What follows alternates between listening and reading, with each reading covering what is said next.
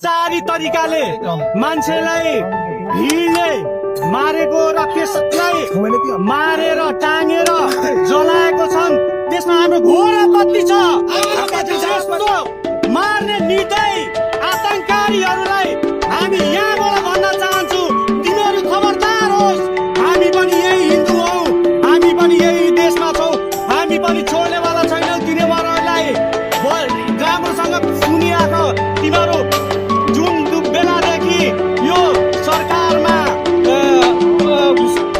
युनुसुफको सरकार आएको छ त्यो बेलादेखि हाम्रो हिन्दूमाथि अनेकौं तरिकाले प्रहार भएका छन्।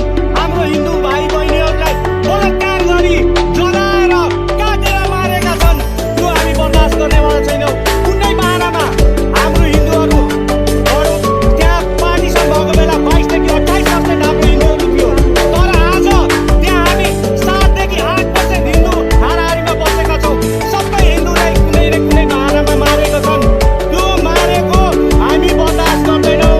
तिमीहरू पनि याद गरिराख, हामी पनि यही देशमा छौँ, यही देशका हिन्दूहरू हौ, तिमीहरूलाई छोड्ने छैनौँ।